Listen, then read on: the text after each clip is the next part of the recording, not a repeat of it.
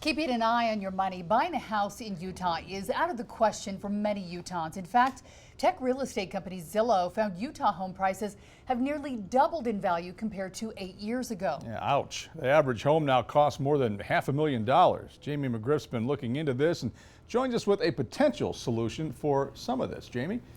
Mark and Heidi, a possible alternative for some Utahns would be going smaller and giving a second look at tiny homes.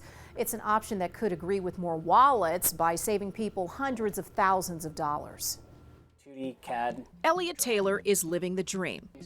Sort of. He has a college degree, landed a good job as an engineer with Washington County, and planned on buying a home. I naturally became interested and had the income that I thought I could buy a house. If I had to plug my income into a calculator, affordability calculator, it would basically cut me out about 90% of homes. That's the same story for many young professionals in his position. I would like to have a place of my own and not spend that money on rent and actually build some equity. He's looking at options. Might be a quick Google search.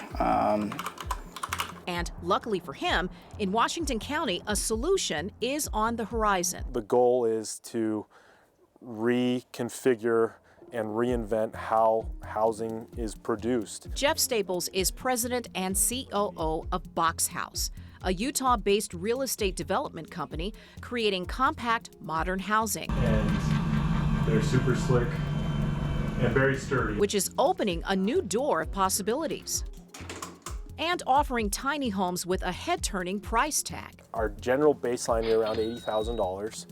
Like to see inside.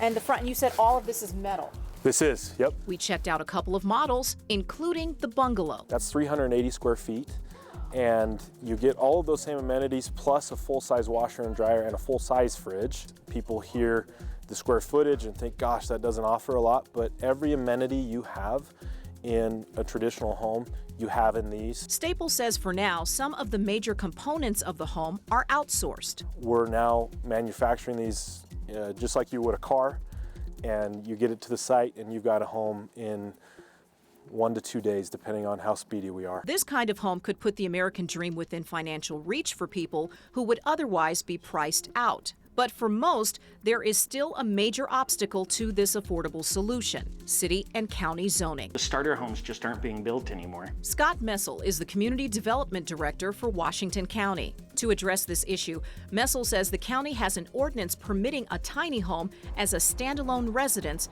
but only in certain areas. It's the unincorporated portions of Washington County that are outside, kind of more the rural areas. It's a tiny step in the right direction, but he says this is a topic that will be revisited as the population grows. But when we're talking about zoning is a challenge, right?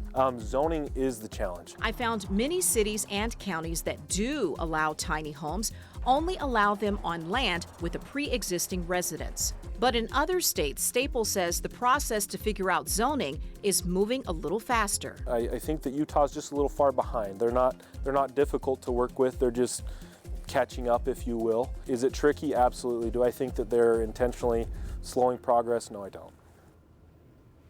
Staples says the banks are a bit behind as well because some are reluctant to offer mortgages to people interested in buying a tiny home. But he says he's hopeful banks will come around in the near future as the demand for affordable housing grows across the country. Jamie McGriff, KUTV 2 News.